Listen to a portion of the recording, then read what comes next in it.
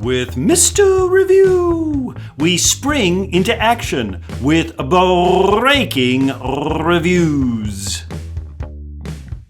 Hello, friends, it's Mr. Review, and we're still talking about foundations. You know, where the roots are more important than the fruits. Can we talk a little bit more about federalism? You know Mr. Review loves federalism. Oh, the joy of federalism. Feel free to jump on and let me know all the joys of federalism in your life.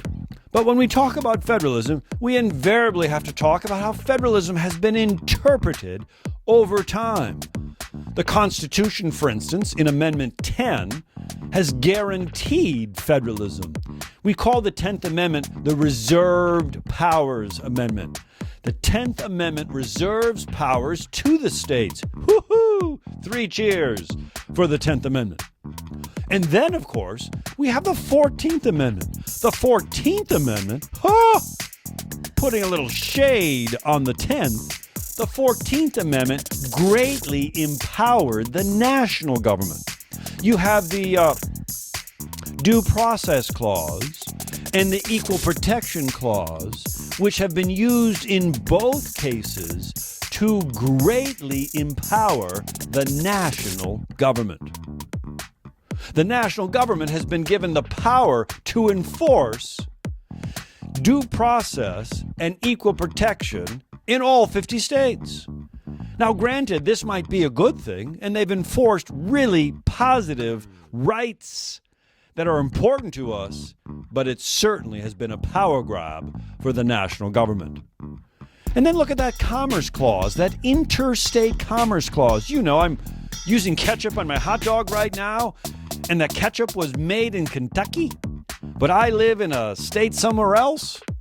Because that ketchup has gone from one state to another, the U.S. Congress, according to the U.S. Constitution, as it's been interpreted, can write laws regulating that ketchup.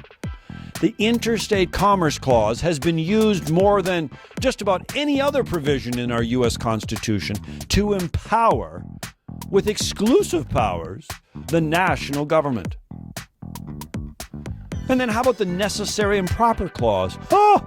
The Necessary and Proper Clause doesn't mean that the Congress or the President can do anything that's necessary and proper, but it does mean that if the Constitution says, for instance, that the government can mint money. I wish our money was made out of mint.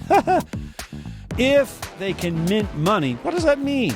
The Necessary and Proper Clause empowers Congress to write laws about making money.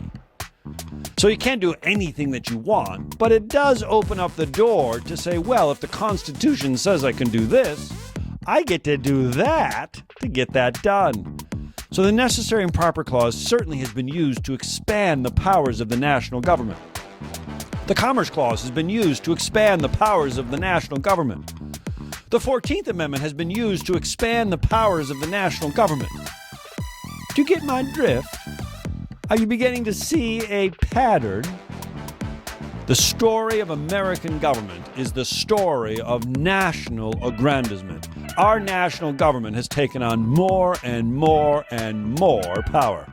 It's not exactly what the founders imagined. Our roots have moved in a little bit of a different direction. But the Supreme Court ultimately is the vehicle that decides what federalism means.